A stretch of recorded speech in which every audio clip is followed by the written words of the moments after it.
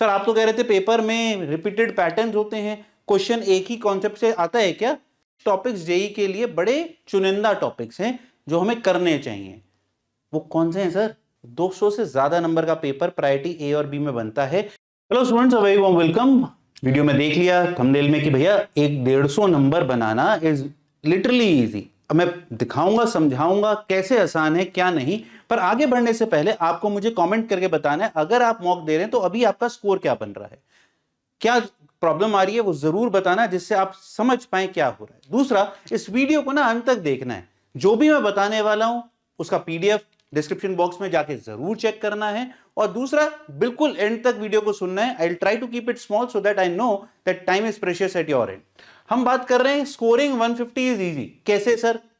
बहुत आसान तो नहीं लगता है, ऑब्वियस ही बात है आसान नहीं है, और यही मैं प्रूव करूंगा कि आसान क्यों नहीं है। ये बात करते हैं फिजिक्स, केमिस्ट्री, मैथ्स।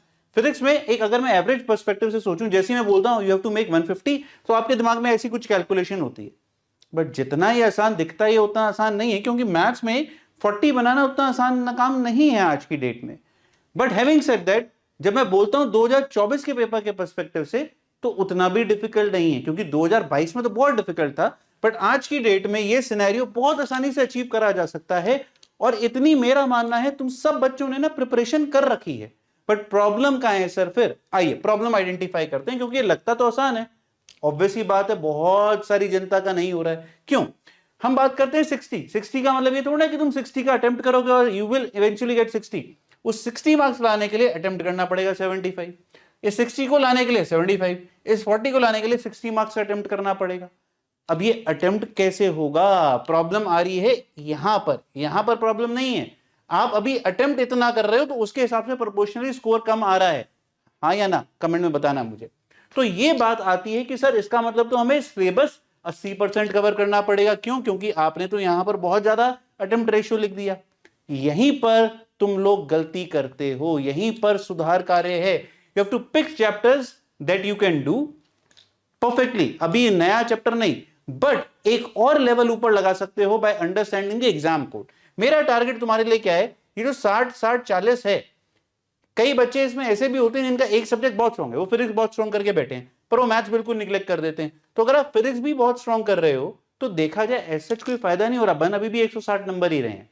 बट हम चाहते हैं कि क्या हम एक एवरेज पर्सपेक्टिव से तीनों सब्जेक्ट को ढंग से इंप्रूव करके 160 से 190 की जंप। देखना, मैं कहता हूं यहां पर किसी दिन अगर आप इतना का अटेम्प्ट करने लग जाओगे और एक कंसिस्टेंट अटेम्प्ट हो जाएगा, और मैं ये जो गैप है मेरा एक्यूरेसी का ये कम करता जाऊंगा, तो मैं 160 से 190 की तरफ भी मूव करना शुरू कर दूंगा।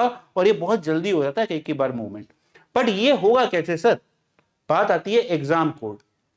अब जेईई मेंस जो एग्जाम है ना बच्चा, थोड़ा बहुत प्रेडिक्टेबल एग्जाम है। What do I mean by predictable exam? अब आपको पता है कि वहां पर ना कुछ टॉपिक्स जेईई के लिए बड़े चुनिंदा टॉपिक्स हैं जो हमें करने चाहिए। वो कौन से हैं सर? अरे भाई इतनी बार बता चुका हूं, पर चलो छोड़ो, नहीं पता तो मैं बताता हूं।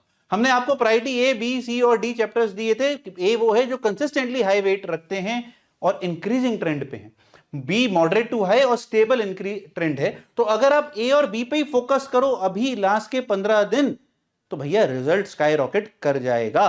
क्यों? मैं कितना कॉन्फिडेंस से क्यों बोल रहा हूं? प्रायोरिटी ए जो टॉप 7 चैप्टर्स हैं हर सब्जेक्ट के, मतलब 21 चैप्टर, वो 140 plus marks on an average बनते हैं 300 में से।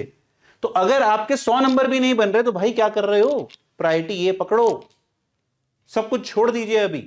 फिर अगर मैं priority A and B cover कर देता हूं बच्चों, 200 से ज्यादा नंबर का पेपर प्रायोरिटी ए और बी में बनता है। And that is where is the sweet spot, जहां पर आप 150 नंबर में जब कहता हूं कि आसान है, वो क्यों आसान है अभी भी। पर ये तो सर बहुत जेनेरिक बात हुई। अच्छा, पीडीएफ इनकी सबकी अवेलेबल है बच्चों।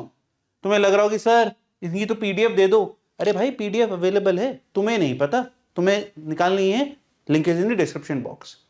तो again I come back to the exam, the understand code. Sir आप तो कह रहे थे पेपर में रिपीटेड पैटर्न्स होते हैं, क्वेश्चन एक ही कॉन्सेप्ट से आता है क्या?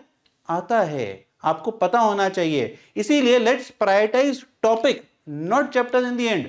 तो हम लोगों ने आपको एक लिस्ट दी है जिसमें टॉप 40 टॉपिक्स अगर आप करते हो, उधर से 40 मार्क्स बनते हैं मैथ्स में, 50 topics in chemistry to get 70 marks, 60 topics in physics to get 80 marks. Physics में ज्यादा करना पड़ता है क्योंकि स्प्रेड ज्यादा अच्छा है। केमिस्ट्री में चैप्टर ही कम हो गए हैं तो कम टॉपिक करके जाओ, सिलेक्टिव टॉपिक करके जाओ, नंबर जल्दी बनते हैं।